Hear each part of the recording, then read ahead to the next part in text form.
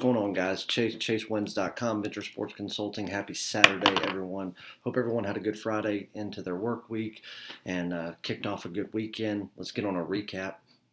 Get you on a free play, tell you what we've got going on this weekend, what you can expect, and we'll try to make it as short as possible because I still got a couple of hours of work to do tonight and then very early morning, Saturday morning, and it is just now after midnight. So let's go ahead and get started. First off, thanks for all of the feedback on the start of the scouting report segment that we are now doing. We're not going to do it every single day, but like I said, on certain days where there are a big slate of games and there's a lot that I see interest in, where I see a lot of money coming in, and it doesn't matter if there's money coming in on one side or the other, just a lot of bets being made on a particular game, which shows a lot of interest by the general public of whether they like the game for betting reasons or why they're betting it because it's something that they want to watch or it's a good matchup or it's a marquee game that's being televised. There's a million different reasons that make the standard gambler bet.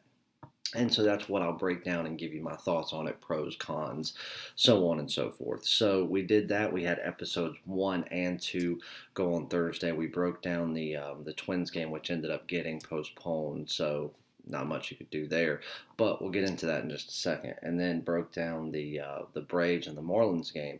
Went in, dug into the side and the total of that game, and hopefully you guys paid attention to what I said because I told you I was talking about the total read between the lines here, and I made a couple of very direct points that should have pretty much told you right then and there what I was taking, and it came through. I know a lot of you got it because I got DMs on Twitter about it. So got a lot of good feedback. People seem to really like that. They hope that it keeps going. We will do it. But like I said, it won't be every day, but we will do it at least a few days a week. So we're going to try to do at least 5 episodes of it every week. And it won't just be for baseball. It'll probably be baseball more so than anything else while baseball's going on. But we'll do it for everything, for football, for basketball, for hockey. We'll do it for all of it. So just keep that in mind. Official free play for today was on the Cincinnati Reds and the Pittsburgh Pirates over. That was a game that we actually had the day before as a premium play, and we came right back with it the very next day. And took it as a free play as well as a premium play, which I told you from the get-go it was a premium play. Over 8 runs at minus $1.20, it cashed. And if you go back and watch yesterday's video or the free play for Friday, I said that I thought it would happen, somewhat probably around the 5th or 6th inning is where one of the teams would break out.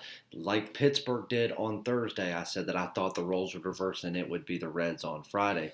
Basically everything that I said, it happened exactly that way. So a nice winner there was never in doubt. There were a couple of slow innings, but it was never in question as to whether or not the Reds especially were going to be able to put up enough runs to make it go over. So a winner there. So congrats on a free play winner as well as a premium play winner there. Then we had the Washington Nationals on the money line.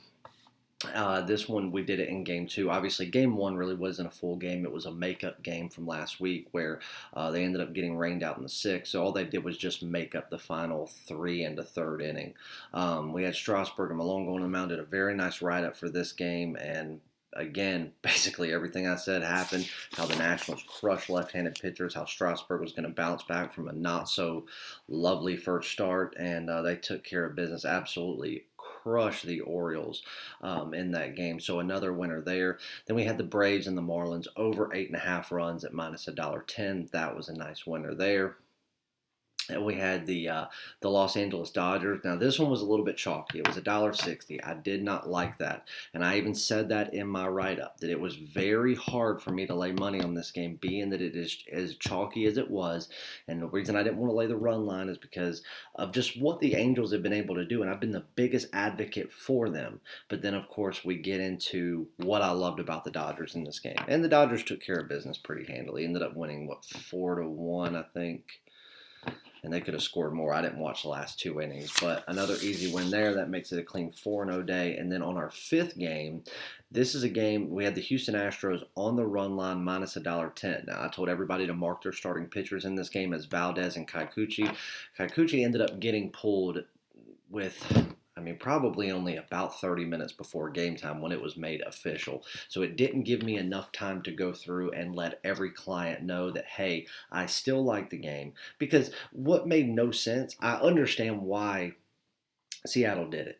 They wanted to save him for later in the weekend. Okay, fair enough, I get it. But you're not putting in another starter. You're going to go with a spot starter. It makes zero sense. It was the wrong call, but I guess that's par for the course with a team like Seattle. And it's sad because Seattle has good players. They have Kyle Lewis. They have a pitcher like Kikuchi that's, he's coming into form. He still has a long way to go. But if he would get with a better team, I think if he would get with a smaller market team like the Orioles or the Kansas City Royals, still stay in the American League, but just go a little bit smaller market and get somewhat farther east, I think he would be a very sought after arm, but whatever. So that one, if you did mark the starting pitcher, that would have canceled that bet for you. I did have a handful of people text me, and I had my phone sitting on the charger, and I looked at the game or my phone about 10 minutes before the game started, and they asked, like, hey, bet was canceled. Should we still lay the bet even with the pitching change? And I said, you're welcome to. I personally did. I got an alert that came through my phone that obviously said the bet was canceled because of a pitching change. And I said, okay, they're just going to throw in a spot starter. This doesn't make me like the game any less. This doesn't make my numbers change at all. So I rebet it. I just didn't have enough time to get it out to every single client within a half hour and let them know. So I know that there are a lot of people that, even though I tell them, when I say mark a starting pitcher, you need to do so because there's a method to the madness. And a lot of times when a pitcher changes, it does change whether or not we like the game, period. So this one just happened to be one of those situations where Seattle just made, I mean, I still don't understand it. I mean, it was a completely level move. They gained nothing. It was not a vertical move at all to say, hey, we're going to do this to benefit us. And what they did isn't going to benefit them farther into the weekend. Because now, what you hope to have pitching-wise on Friday night, you get it later in the weekend, all you're going to be doing is going up against a better part of the Astros pitching rotation. Bullpen, maybe not so much, but they really didn't have to dig much into their bullpen. I mean, they trounced Seattle. So for the people that did not mark their starting pitchers, you went a clean 5-0 sweep on the day. We had 5 plays, all in Major League Baseball, and all of them won. If you did mark your starting pitcher, then the Astros bet was canceled, and you went 4-0. Either way, you either had a 4-0 sweep or you had a 5-0 sweep. Either way, it's another sweep. They call me the MLB King for a reason. It's not just a name. It's something that I live every single day. One thing that I did put in the Astros write-up today was someone that I've talked a lot about. I talked about him all off season, about how in the last 3 years, outside of Shohei Ohtani, he was the best prospect that I've seen. Somebody that I truly believe will be a household name. He will be the next player talked about like Fernando Tatis Jr., like a Mike Trout, like a Ronald Acuna Jr. That's who I really compare him to. He will be talked about like Acuna is. And that's Yordan Alvarez. I talked about him all of 2019, all of the offseason, and this year he hasn't really had his debut. He hit 19 doubles in 23 plate appearances in his inter-squad matchups playing at Houston's practice facility. I mean, he's an absolute stud. Remember back on video, I told all of my baseball card people that like to invest in baseball cards.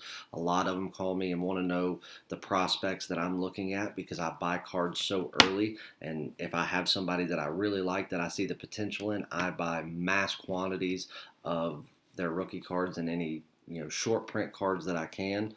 I haven't bought anything more in the last few years than Yordan Alvarez. I've acquired 64 of his basic Topps rookie cards. I actually got 4 in the mail yesterday that I was going to send off to have graded with all the other ones that I have, but I'm going to give these away. In honor of him coming back, like I said in the write-up, that as soon as he comes back, he would give an immediate boost of offense to that team. And the second that he walks to the plate, he would make an impact on that team. So what did he do? He belted one right out of the park with ease. I mean, he hit an absolute moon bomb out of there in his 2020 debut at the plate. So in honor of that, what I'm going to do is go to Twitter. Follow me on Twitter. You have to be subscribed to the YouTube channel as well. Go to Twitter. Follow me at PicksChase. And what I'm going to do is at me, tweet at me, say hashtag MLB King, and put your YouTube handle on there. And I'm going to select 4 people at random draw to get an Alvarez rookie. I'll cover the shipping, the insurance on it, and everything. So just something to give away. So anyway, another sweep. Congrats to everyone. Let's get on a free play. As far as what we got going on this weekend, $50 will get you a 3-day pass. That's all sports, excluding NASCAR. You do not get NASCAR, but you will get all premium and daily top plays in Major League Baseball, in National Hockey League. There is only one NBA game this weekend because then the playoffs start this coming week, and it is a game involving the Memphis Grizzlies and the Portland Trail Blazers. That is a game for Saturday, an early game. I have a circle by this game. I still have some work I need to do on it. That's what I'm going to be working pretty hard on tonight. So there's a potential I could have a play in that. We'll just have to wait and see. But you'll get all premium and daily top plays and everything but NASCAR. There will be some horse racing this weekend as well. We didn't get to have any on Friday because the track we were looking at ended up getting completely called off because it was lightning so bad in the area. So that's what happens, I guess, when you're out in Oklahoma during a thunderstorm. But we're going to have that. $50 will get you 3 days. $99 will get you 7 days. Friday, we ran $350 for an entire month of plays, which is a pretty substantial discount. I'm going to run that through Saturday. So you've got till midnight Eastern time on Saturday to get it. But let's get on a free play. I'm going to give you 2 of them. One of these is probably going to be irrelevant because, unfortunately, one Reds player for now has tested positive for the China. It's stupid. I'm so sick of hearing about this nonsense. But, that's what ESPN lives for, is to report negativity like this. I mean, every time they can report that a team has to postpone something or they have COVID or, oh my God, it could be the end of the season, they come in their pants. Sorry. It's just true. I mean, they literally... Christmas came early when sports shut down for ESPN. They love nothing more than the fact that they could just literally run their mouth all day. And what are you going to question them on? Their topics about a game? What game? Bulgarian soccer? Nobody gives a shit. Not even in Bulgaria. So anyway, the Reds and the Pirates. My man Trevor Bauer. You can look at stats, and if you want to go off of stats, talk about Garrett Cole, the golden boy, the one that likes to put pine tar under his hat. Garrett, I see you. Stop your bullshit. You're not being slick. He comes out there and he wants to tuck his hair behind there, which you ought to be getting a haircut. And why you haven't? I mean, you got to shave the beard. That's the Steinbrenner rule. If you're a Yankee, you are to be clean shaven with a haircut. Clean shaven for sure. The Steinbrenners have not allowed a beard on the New York Yankees ever. So he had to shave before he was even allowed to have his press conference. But he should be getting a haircut. But he likes to do his little hair, and then he goes to adjust his hat, except it takes him about 45 seconds to do it, and you see his thumb doing this. Motherfucker, I played ball all my life. I know what you're doing. And you know what? They should just make that legal. I have no problem with it, but you're cheating. Oh, Garrett Cole. 20 straight wins. The golden boy. The greatest pitcher ever. You hear it all. Well, if you just want to go off of pure stats, you want to go off of pure math, numbers. Everybody wants to be a stats expert. Everybody's an analytical genius nowadays. Well, if you are the analytical genius that you think you are, and you know how to read stats, which means that you know how to use basic addition, subtraction, and know that 6 is higher than 5, and that 2 plus 2 is 4, then you would see that Trevor Bauer is actually the best pitcher in baseball for 2020 so far. He's an absolute stud. He is. And what he did advocating for the game of baseball and putting out the content that he did in the offseason made me like him even more. I am hoping that he will be an Outfielders Anonymous guest here sooner rather than later. The invitation has been sent. It has been acknowledged. And hopefully we'll be able to do it. With him putting out so much of his own content, I don't know that he will do content for other people right now, but we see eye to eye on a lot of things, so hopefully we'll get that. He's got 32 strikeouts. He's got a .91 ERA. He's 2-0. He's pitched like 19 and a half innings. Dude's a stud. He's been a great pitcher his entire major league career. He came in a little soft, but that's typical of, those SoCal boys, those UCLA boys. But he's going up against Stephen Brault. He has had a no decision. He's got about a 5.2 ERA. Not terrible. His last relief outing was forgettable, to say the least. He's only got 6 strikeouts on the year. So you've got two teams that have each broke out in just as many days. The Pirates broke out like we thought they would on Thursday. Game soared over in the second inning. Mid-game, you had the Reds break out and win a game that we all thought they would. I don't think anybody thought that the Pirates really had a shot. But now you go out there, a completely lopsided pitching matchup. Bullpens, just the bullpen for the Reds is, in my opinion, it is the best in the National League Central. Cardinals might have them by just a little bit. I think that they're better than the Cubs bullpen, which, by the way, shout out to the Cubs. Absolute dominating the National League right now, especially the Central, which the Cardinals should get back into the swing of things. But right now, based on their numbers, their win-loss ratio, if you threw that into a 160-game season, their trajectory right now would be to win 138 games. They're absolutely killing it. And shouts out to my man, Yu Darvish, for throwing 6 no-hit innings and absolute filth on Thursday night's win over the Brewers. I have been not only hoping and praying, but preaching that Darvish would come back after the entire world said he was done for, and he would never, ever be the Yu Darvish that, we once saw in L.A. He's back. He's had a great 2020, and Thursday night was no exception. He pitched absolute filth off of that mound, making people chase. Just leaving people wondering what the hell happened to him. Anyway, off topic. The Reds have the best bullpen in the Central, maybe second to the Cardinals, but based on what the Reds have played so far this year, who they've played versus who the Cardinals have played, the way they've worked their bullpen, I say the Reds have the best bullpen in the National League Central. The Pirates do not. They are the worst bullpen in the National League Central, and they're a very top-heavy bullpen. When they get to start their bullpen completely fresh, they're competitive at best. When you get to the midway of that, before you're dealing with nothing but closers as your relievers and closers, it's pretty poor. That's what they have going in to Saturday. Now here's the problem. This game, I think it's going to go over again. The total's sitting at 8. I truthfully believe that people looking at Trevor Bauer are just going to think of Trevor Bauer, and they may bet this game under because of that, and we may get it at 7.5.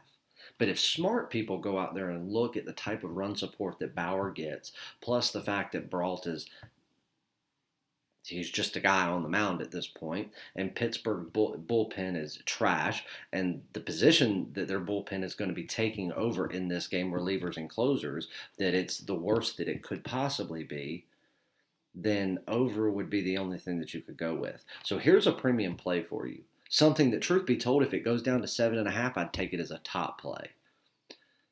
Pirates and Reds over 8 runs. If you want to hold off on it, you can and see if it goes down to 7.5. What I would do is bet it now at 8 and go out and rebet it at over 7.5 if it drops. But here's the problem with this game. This game's going to get postponed. Mark my words, it is. As soon as ESPN blew their load, like, oh my God, another COVID case, yay. this game was all but postponed. It hasn't been announced yet. They probably won't say anything until Saturday morning, but I see this game being postponed. Who knows what's to come of the games after that, but I do think that they will postpone at least this weekend's, do some tests, see if it's just this one person or if 7,000 other people have gotten it because of it. I mean, based on none of the science of this disease makes any sense, and everything that spews from those useless chompers of Dr. Dipshit Fauci, none of it makes any sense. And apparently all you need to test positive for COVID is a pulse. So we all probably have it. I still can't wrap my brain around the fact that the most vulnerable humans on earth, which are small children, are just okay when they get a disease that can make a perfectly healthy 30-year-old man just drop dead. I don't buy it. So I don't think this game will go. But because of right now it has not been canceled, I'd take the over 8 runs, take it as a premium play. If it drops down to 7.5, or you can get it at 7.5, take the over 7.5 as a top play. Go bigger on it. I would also take the Reds. I mean, it's $1.90 right now, so I wouldn't take that.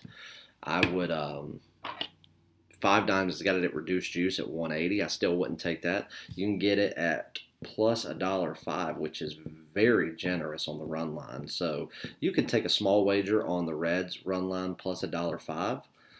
But your premium play would be the Pirates and Reds over 8 or over 7.5, and if you could get it.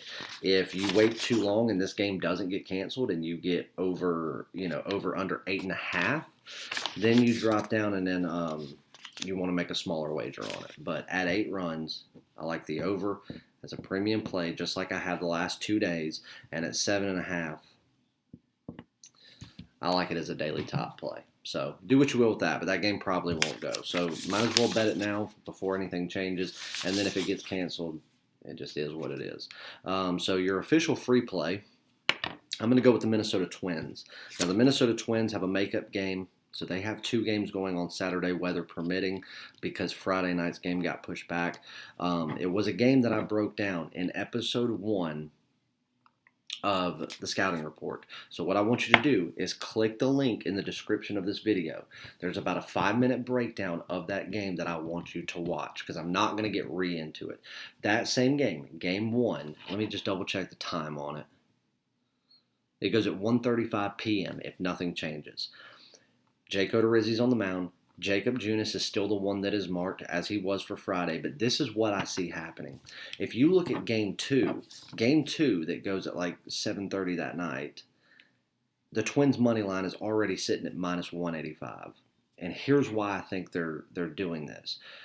Jake Odorizzi is going in. He's been, they're going to limit his pitches. They're not going to let him go as far as he possibly can. Hopefully he can get at least into the 5th, maybe just a little bit past that, but he's also going to have to be pitching well, and he's going to have to feel comfortable about it, which I think he can.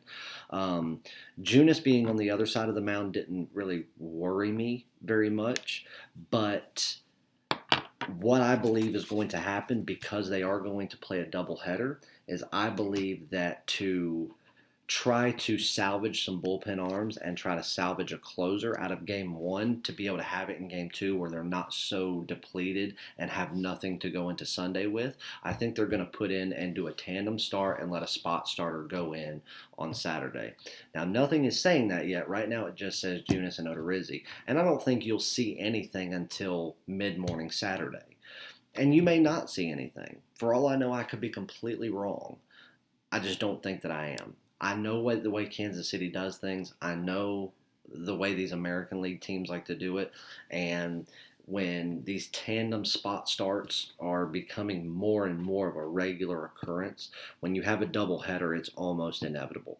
I don't think Jake Odorizzi will do it. I just think that because of this, because he was already loose and warmed up, I think that if he was going to go, let's say, 6 innings, he may only go 4 2/3 or 5. So it may hurt Odorizzi a little bit in his longevity and stamina for this game.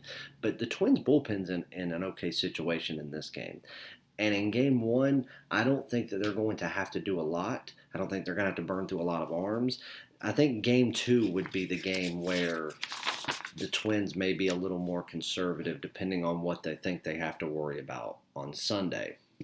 But for now, I think that game 1 is going to be fairly easy. And the beauty of it is that we're going to play 7 innings. So Odorizzi, if comfortable, will get to play the majority of this game instead of having to worry about 2, 3, 4 innings of relief pitching, which is even a bigger advantage to the Twins. I think that this overreaction at putting minus 185 in game 2 is the fact that the odds makers are saying, okay, Odorizzi is going to go in game 1, but he's on this pitch count. They're not taking into account 7 innings, and they just think that the Twins are going to go from something to nothing, or from something to letting him go, or excuse me, I'm saying this backwards. 7 innings, they think Odorizzi will be the guy, and that the bullpen will be as top-notch as it could be, where Kansas City's going to have to burn through a couple of arms. Well, I think they're going to do it at the front. I think that Kansas City will do a tandem start. They will put in a spot starter. Who that is, it could be one of 4 people. If I had to guess at this point, let's see who did their last one. I'll tell you what, we can look. I don't guess it really matters, but I think if I had to take a guess, I would say Ian Kennedy would be the one that would be a spot starter. He would be a true 1-inning guy. Hell, he's even been as little as a 1-out guy. But you got to face 3 batters. That's the new rule, which I like. I think that they're going to let him pitch 1 inning. Now, if he pitched lights out 1, 2, 3 real quick, hell, they might let him go into the second. But I see him starting this game in front of Jacob, then them turning it over to him. Worst case, Junis just starts the game like originally planned. I just don't think that's going to happen. And again, you don't have to take my word for it. We'll just see what happens because nothing's listed as of yet. Right now, starting pitchers is Odorizzi and Jacob Junis. I just think that Kennedy will get a spot start. And again, I pay attention to this shit more than any human being on earth. So trust me, usually when I have a hunch like this, it's usually right. And I don't know why this is. I think that it's an overreaction to Odorizzi's last start when people just have to realize he's trying to get back to health. The Twins are laying $1.55 right now on the money line. It's chalky. I don't want to lay that much, but I'm going to. Because truth be told, especially when my clients start to bet this game, if any smart money comes in on this game, the Twins will be laying upwards of 200 by the time this game goes. So get it now. I mean, if you have to lay 160 to 165, okay, I don't like it. I mean, most certainly do not go above that. If you're up there in the 180s, 190s, and you can get a good price on the run line, go for it. But your official premium play, the Twins, minus $1.55 on the money line. Do not mark your starting pitchers. Because if you have to mark them right now, you're going to have to mark them as Odorizzi and Jacob Junis. Now, if you have a book like William Hill that allows you just to mark one pitcher and leave the other team off of it, mark Odorizzi. He is most certainly a part of this wager. If he comes off, that changes the trajectory of this game. By how much, I don't know, because it would depend on Kansas City. I don't care who Kansas City puts in this game. It's either going to be Jacob starting, or it will be a spot starter in front of him, which I believe will happen with Ian Kennedy. So if you can mark Jake Odorizzi and leave Kansas City off of it, do so. If you have to choose both teams or none, do not mark starting pitchers, because if you do, more than likely your bet will be canceled when Kansas City decides to place a spot starter in there. You may not realize it, and you're left off the game. If that is the case and you do not mark starting pitchers, pay attention. Check back in this game. Check right back 15 minutes before the game starts. Make sure Jake Odorizzi is still pitching, because if he is not, you need to cancel that bet or hedge that bet. But as long as he's pitching, the Twins money line, that's your free premium play. Sorry, I know it was a little bit long-winded, but I wanted to get all that out there. If you want a more in-detail breakdown of this game, of what my thoughts were about Friday's game, which is essentially what we're going to see minus the differences that I told you about now, go back and watch the episode 1 of the Scouting Report, which I have linked down in the description of this video below. Make sure you subscribe to the channel. Make sure you go follow me on Twitter, and then tweet me, hashtag MLB King, and then right after that, give me your YouTube name. And I'm picking 4 people to win a Yordan Alvarez rookie card. And I've got a ton of these things. So, I mean, I'm not going to get rid of a bunch of them. This is how I invest in cards. When I have a prospect that I really like, I go heavy on them. Very heavy. Where is the other ones that people keep wanting from me? Another prospect that I really fell in love with. Not near as much as Yordan, but obviously Vlad Guerrero, he's easy. There's 4 different Bo Bichette rookies. I don't know if you can see that. Dustin May, I picked up 11 of his rookies. There's 3 that came in the mail today. These are ones I've all been working on since late 2018, early 2019, before any of them had made a major league start. And that's how you invest in baseball cards. So, anyways, sorry for the long-winded video, but let's go have another big day. Congratulations on the sweep. Let's go do it again on Saturday. Go watch the video if you want a further breakdown of what my thoughts are between Odorizzi and Junis. And stay tuned. Hopefully we'll have an episode or 2 of the scouting report for Saturday. I love you guys. Let's go have another big day. Go to chasewins.com. Get with a winning package. Get with a real capper. Come on, guys. It's that simple. You want to get with somebody that throws darts and guesses, brags when they win, but says that it's rigged when they lose, uses a unit system, but when they lose, juice miraculously just isn't a thing? Or do you want to get with somebody where you don't have to worry about juice most of the time? Because there's not a lot of losing. Losing will happen, but we can say, okay, like this past Saturday, we had a losing day. And then winning day, winning day, winning day, winning day, winning day, winning day. Sweep. We are undefeated on MLB totals, 5-0 for the season. We're undefeated on MLB top plays. We haven't lost a single one of those games. The MLB King was given to me for a reason. I didn't give myself the name. And nobody's going to call me that just for the sheer fuck of it. Let's go have a big day, guys. See ya.